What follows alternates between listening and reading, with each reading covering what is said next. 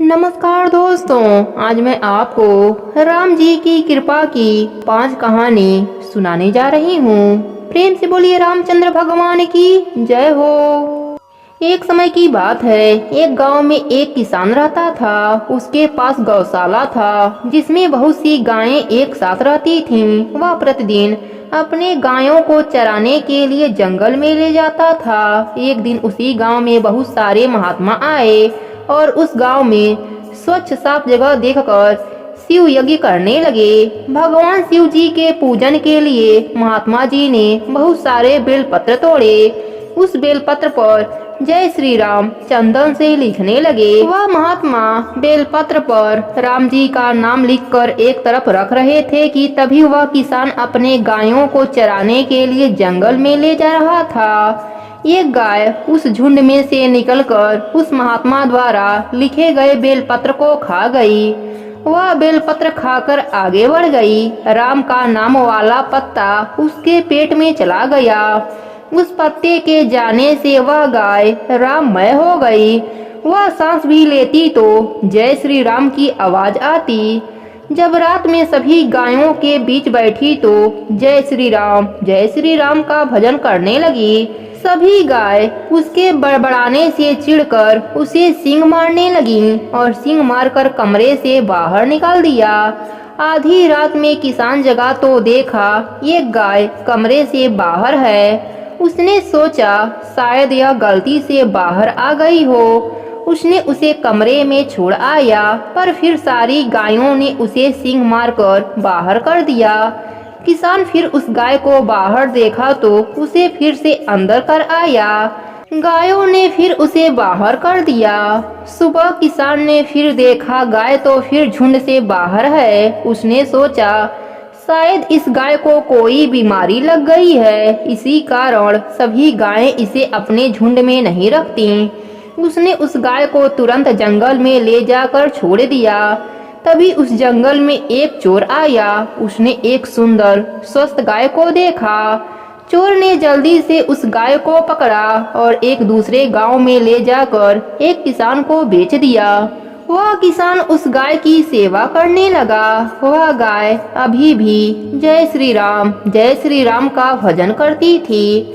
वह किसान भी सुनता, पर वह उस बात को अनदेखा कर देता। राम के नाम लेने से उस गाय का दूध अमृत के समान हो गया। यह बात दूर दूर तक गांवों तक पहुंच गई। वह किसान अब महंगे दामों पर उस गाय का दूध बेचने लगा। धीरे धीरे वह अमीर होने लगा। उस गाय के दूध को दवा के रूप में भी लोग प्रयोग करने लगे। उस गाय का दूध पीने से हर रोगी धीरे धीरे स्वस्थ होने लगता था। उसी राज्य में एक राजा था जिसकी रानी कई महीनों से बीमार थी। सारे वैद्य हकीम जवाब दे चुके थे। जब राजा को उस गाय के बारे में पता चला तो राजा स्वयं उस गाय के पास आया और किसान को उचित दाम देकर उस गाय को अपने राजमहल में लाया। अब रानी को उस गाय का दूध पिलाया जाने लगा। धीरे धीरे वह रानी स्वस्थ होने लगी। वह गाय अब राजमहल में बड़े ऐशो आराम से रहती थी और जय श्री राम का जप करती थी। उसके जप के ध्वनि से पूरा राजमहल आनंदित हो जाता था। राम नाम की महिमा इतनी निराली है कि एक गाय को राज सुख दे दिया। आप सब भी प्रेम से बोलिए जय श्री राम। राम जी की दूसरी कथा के अनुसार एक नगर में एक जाट और जाटनी रहते थे। वह बहुत ही गरीब थे। एक बार जाटनी जाट से कहने लगी, मैं तुम्हें 4 रोटी बनाकर दूंगी, तुम नदी किनारे जाना, वहाँ राम लक्ष्मण आते हैं, वहाँ जाकर यह पंक्तियाँ कहना। राम बड़े लक्ष्मण छोटे, वह बैठे अम्बे की डाली, वह बैठे चंबे की डाली, मिट्टी का दशरथ बनावे, मक्खन मिश्री का भोग लगा के दे परिक्रमा घर को आवे। जाट रास्ते भर इस लाइन को रटता गया, पर नदी किनारे जाकर वह भूल गया और वहां जाकर बोलता है, लक्ष्मण बड़े राम छोटे, वह बैठे अम्बे की डाली, वह बैठे चंबे की डाली, मिट्टी का दशरथ बनावे, मक्खन मिश्री का भोग लगा के देख परिक्रमा घर को आवे। जाट की बात सुनकर राम लक्ष्मण से कहते हैं कि लक्ष्मण, इसने तुम्हें बड़ा बताया है, तुम इसे कुछ दे दो। लक्ष्मण जी बोलते हैं, हे राम भैया, इसकी बुद्धि मलिन हो गई है, यह मूर्ख व्यक्ति है, कहीं राम से भी बड़ा दुनिया में कोई है। राम जी बोले, नहीं लक्ष्मण, इसने तुम्हें बड़ा बताया है तो तुम इसे कुछ दे दो। राम जी की बात सुनकर लक्ष्मण जी ने एक बॉक्स में मोहर अशरफिया भरकर उसे दे दिया। जाट जब घर आ रहा था तो रास्ते में चोरों ने उसका सारा सोना लूट लिया। वह खाली हाथ घर गया। तब जाटनी ने पूछा, कुछ मिला? जाट बोला, मिला तो था पर चोरों ने लूट लिया। जाटनी ने कहा, कोई बात नहीं, कल फिर जाना। अगले दिन फिर जाटनी ने 4 रोटी बनाकर जाट को दे दिया। जाट फिर गया और पंक्तियां भूल गया और लक्ष्मण को बड़ा बताया। फिर लक्ष्मण ने उसे हीरे मोती दिए। रास्ते में फिर से चोरों ने छीन लिया। जाट आज भी खाली हाथ घर आया। जाटनी बोली, तुम वहां जाकर क्या कहते हो? जाट ने अपनी पंक्तियां सुनाई। यह सुनकर जाटनी बोली, तुम तो बहुत ही भोले हो, कहीं राम से बड़ा भी कोई दुनिया में है। अब कल फिर जाना और ठीक ठीक बोलना। अगले दिन जाट फिर गया। आज ठीक से पंक्तियां भी बोली। लक्ष्मण जी बोले, हे भैया, आज इसको अक्ल आ गई है, इसे आप कुछ दे दीजिए। राम जी मुस्कुराते हुए आए और बोले, भाई मेरे पास क्या है, यह जौहर की मिट्टी है, यही ले जा। राम जी ने थोड़ी सी मिट्टी जाट को दे दिया। जाट मिट्टी देखकर बड़बड़ करके जाने लगा कि रोज सोना चांदी मिलता था, आज मिट्टी का ढेला मिला है। मिट्टी लेकर वह घर की ओर चल दिया। बीच रास्ते में फिर से चोर मिले और उन्होंने मिट्टी देखी तो उन्होंने उसे नहीं लूटा और छोड़ दिया। अब जाट मिट्टी लेकर घर पहुंचा। जाटनी ने पूछा कि कुछ मिला? जाट बोला कि हाँ, तेरी उल्टी सीख के कारण आज मिट्टी का ढेला मिला है। जाटनी बोली, कोई बात नहीं, आज कुछ तो लेकर आए हो, बाकी दिन तो खाली हाथ ही आते थे। मिट्टी की ढेली कुछ तो काम आएगी, इससे मैं चूल्हा लीप सकती हूँ, घर का आंगन लीप सकती हूँ। मिट्टी की ढेली को तुलसी के पौधे के नीचे रखकर दोनों सो गए। सवेरे जब उठे तो देखा वहाँ पर हीरे मोती जगमगा रहे हैं। अब जाट समझ गया कि राम जी से बड़ा कोई दुनिया में नहीं। राम जी ने मिट्टी को हाथ लगाया तो वह सोना बन गया। हे प्रभु राम, अपने सभी भक्तों पर अपनी कृपा बनाए रखना। प्रेम से बोलिए रामचंद्र भगवान की जय हो। राम जी की तीसरी कथा के अनुसार एक समय की बात है, एक गांव में एक माँ बेटी रहती थी। वह रोजाना राम जी की नित्य नियम की कहानी सुना करती थी। आओ राम, जाओ राम, चंदन चौकी बैठो राम, खान खजूरे खाओ राम, नवरंग पलका पोड़ो राम, जिधर देखो तो रामे ही राम। इस तरह से वह दोनों माँ बेटी कथा कहानी कहती और सुनती थीं। अब बेटी बड़ी हो गई और उसकी शादी हो गई। वह ससुराल चली गई।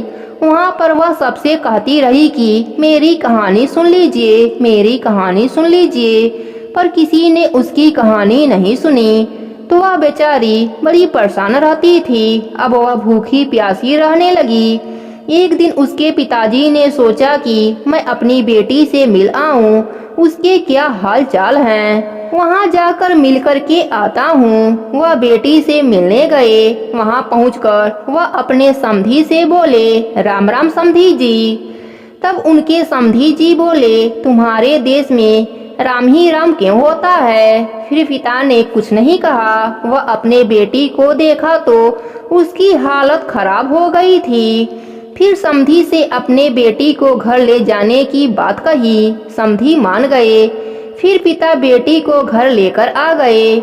उधर लड़की के ससुराल में विपत्तियों के दिन शुरू हो गए। घर में कुछ भी नहीं रहा। लड़की के ससुर जी ने सोचा, जब से हमारी बहू गई है तब से हम सब बहुत परेशान हैं। हमारे घर में कुछ भी नहीं रह गया है, क्यों ना जाकर हम अपनी बहू को ले आएं। फिर वह अपने बहू को लेने गए और कहा, समधी जी, आप हमारे बहू की विदाई कर दीजिए। लड़की के पिताजी ने कहा कि हम नहीं भेजेंगे अपने बेटी को, उसकी राम जी की नित्य नियम की कहानी कोई नहीं सुनता, इस कारण वह भोजन भी नहीं करती और उसका तबीयत खराब हो जाता है। तब समधी जी बोले, आप विदा कर दीजिए, हम उसकी राम जी की नित्य नियम की कहानी सुनेंगे। फिर पिता ने अपने बेटी को विदा कर दिया। बेटी ससुराल पहुंच गई। बेटी नहा धोकर राम जी के नित्य नियम की कहानी कही। सबने बैठकर आराम से सुनी। आओ राम, जाओ राम, चंदन चौकी बैठो राम, खान खजूरे खाओ राम, नवरंग पलका पोड़ो राम, जिधर देखो तो रामे ही राम। राम जी की कृपा से लड़की के ससुराल में अन्न धन का भंडार भर गया। सभी आनंद से रहने लगे। सभी लोग लड़की के साथ बैठकर उसके द्वारा कही गई नित्य नियम की कहानी भक्ति भाव से सुनने लगे। हे राम जी, अपने सभी भक्तों पर अपनी कृपा बना के रखना। प्रेम से बोलिए रामचंद्र भगवान की जय हो। राम जी की चौथी कथा के अनुसार एक समय की बात है। एक गांव में एक परिवार रहता था। उस परिवार में रानी, उसका बीमार पति राहुल और 6 साल की बेटी थी। रानी दिन भर मेहनत करती, तब जाकर शाम को 2 रोटी मिलता। रानी को अपने भगवान पर विश्वास था कि एक दिन उसका भी दिन पलटेगा। गांव के बाहर राम जी का मंदिर था। वहां रानी जाती राम जी की पूजा करने के लिए, तो उसके पास कोई वस्तु नहीं रहता, इसलिए सच्चे मन से पीपल, पथवारी, तुलसी, आंवला सींचती और भगवान राम के मंदिर को धोकर साफ करती, फिर घर आती। उसके बाद गांव में लोगों के घर काम करती। दिन भर काम करने के बाद उसे कुछ भोजन मिल जाता। एक दिन राम जी उसके पूजा से बहुत प्रसन्न हो गए। राम जी ने लक्ष्मण जी से कहा, चलो आज रानी के घर चलकर कुछ खाकर आते हैं। फिर राम लक्ष्मण रानी के घर आए। रानी राम लक्ष्मण को देखकर बहुत खुश हुई। राम जी ने कहा, रानी, मुझे भूख लगी है, कुछ खिलाओ। रानी तो यह सुनकर घबरा गई, क्योंकि उसे तो शाम को कुछ अनाज मिलता है और अभी सुबह हुआ है। रानी भागती हुई सेठ के घर गई और बोली, एक सेर चावल दे दो, बहुत जरूरी है। सेठ बोला, उधार कहाँ से चुकाओगी? रानी ने कहा, मैं चुका दूंगी, तुम अभी दे दो। सेठ बोला, चलो ले लो, नहीं चुका पाई तो बहुत सारे उपाय हैं जिससे तुम्हारा कर्ज माफ हो सकता है। सेठ ने रानी को 1 सेर चावल दे दिया। रानी भागती हुई घर आई और खिचड़ी बनाई। राम जी और लक्ष्मण जी को भोग लगाई। राम जी प्रसन्न होकर रानी के आंगन में मोतियों का पेड़ लगा दिए, पर रानी को इस बात का खबर नहीं था। वह सुबह ही घर से निकल जाती और शाम को घर आती, तब तक पड़ोसी सारे मोती समेट कर लेकर चले जाते। एक दिन रानी पेड़ के नीचे बैठकर सूत काट रही थी, तभी मोती गिरे। रानी ने मोती देखकर पहचान गई। वह एक मोती सेठ के घर ले गई और बोली, सेठ, तुम अपनी सारी उधारी काट लो। मोती देखकर सेठ बोला, अरे यह तो मोती है, कहाँ से मिला तुम्हें? रानी बोली, राम जी की कृपा है, अब हमारी जिंदगी में कोई अंधकार नहीं रहेगा, राम जी की कृपा है। सेठ को यह बात सुनकर लालच आ गया। उसने जबरदस्ती उस पेड़ को वहां से हटाकर अपने आंगन में ला दिया। पर यह क्या, राम जी की कृपा से उस पेड़ से कांटे झड़ने लगे। सेठ के बच्चों के पैरों में चुभते और वह तड़प तड़प के रोते। सेठ को अपने गलती का एहसास हो गया। वह फिर से उस पेड़ को रानी के आंगन में लगवा दिया। राम जी की कृपा से फिर वह पेड़ मोती झड़ने लगा। रानी की सारी परेशानी दूर हो गई। वह भी अमीर हो गई। अपने पति की अच्छे से इलाज करवाया। उसका पति भी राम जी की कृपा से स्वस्थ हो गया। राम जी की कृपा से उसके जीवन के सभी अंधकार दूर हो गए। हे राम जी, अपने सभी भक्तों पर ऐसे ही अपनी कृपा बना के रखना। प्रेम से बोलिए रामचंद्र भगवान की जय हो। राम जी की 5वीं कथा के अनुसार एक गरीब बालक था जो कि अनाथ था। एक दिन वह बालक संत के आश्रम में आया और बोला, बाबा आप सबका ध्यान रखते हैं, मेरा इस दुनिया में कोई नहीं है तो क्या मैं यहाँ आपके आश्रम में रह सकता हूँ। बालक की बात सुनकर संत बोले, बेटा तेरा नाम क्या है। उस बालक ने कहा, मेरा कोई नाम नहीं है। तब संत ने उस बालक का नाम रामदास रख दिया और बोले कि अब तुम यही आश्रम में रहना। रामदास वहीं रहने लगा और आश्रम के सारे काम भी करने लगा। वह संत एक दिन अपने शिष्यों से बोले कि मुझे तीर्थ यात्रा पर जाना है, तुम में से कौन कौन मेरे साथ चलेगा और कौन आश्रम में रुकेगा। संत की बात सुनकर सारे शिष्य बोले कि हम आपके साथ चलेंगे, क्योंकि उनको पता था यहाँ आश्रम में रुकेंगे तो सारा काम करना पड़ेगा। इसलिए सभी बोले हम तो आपके साथ चलेंगे। अब संत सोच में पड़ गए कि किसे साथ ले जाएं और किसे नहीं, क्योंकि आश्रम पर किसी का रुकना भी जरूरी था। बालक रामदास संत के पास आया और बोला, अगर आपको ठीक लगे तो मैं यहीं आश्रम पर रुक जाता हूँ। संत ने कहा, ठीक है, पर तुम्हें काम करना पड़ेगा। आश्रम की साफ सफाई में भले ही कमी रह जाए, पर ठाकुर जी की सेवा में कोई कमी मत रखना।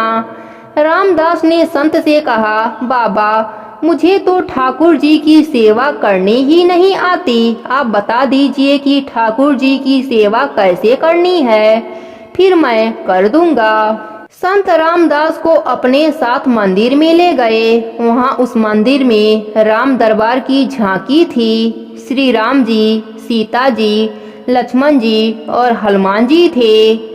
संत ने बालक रामदास को ठाकुर जी की सेवा कैसे करनी है सब सिखा दिया। रामदास ने गुरु जी से पूछा, बाबा मेरा इनसे रिश्ता क्या होगा, यह भी बता दीजिए, क्योंकि अगर रिश्ता पता चल जाए तो सेवा करने में आनंद आ जाएगा। तब संत ने बालक रामदास से कहा कि तू कहता था न कि मेरा कोई नहीं है, तो आज से यह राम जी और सीता माता तेरे माता पिता हैं। रामदास ने साथ खड़े लक्ष्मण जी को देखकर कहा, अच्छा बाबा, पर यह जो पास में खड़े हैं वह कौन है। संत ने कहा, यह तेरे चाचा जी हैं, और हनुमान जी के लिए कहा, यह तेरे बड़े भैया हैं। रामदास सब समझ गया और उनकी सेवा करने लगा। संत शिष्यों के साथ तीर्थ यात्रा पर चले गए। आज सेवा का पहला दिन था। रामदास ने सुबह उठकर स्नान किया, आश्रम की साफ सफाई करी और भिक्षा मांगकर लाया और फिर भोजन तैयार किया। फिर भगवान को भोग लगाने के लिए मंदिर में आया। रामदास ने श्री राम, सीता माता, लक्ष्मण जी और हनुमान जी के आगे एक एक थाली रख दिया और बोला, पहले आप खा लो, फिर मैं भी खा लूंगा। रामदास को लगा सच में भगवान बैठकर भोजन ग्रहण करेंगे, पर बहुत देरी हो गई। भोजन तो वैसी की वैसी ही पड़ी है। तब बालक रामदास ने सोचा, नया नया रिश्ता बना है तो शर्मा रहे होंगे। रामदास ने पर्दा लगा दिया। बाद में खोलकर देखा, तभी भी खाना वैसा ही पड़ा है।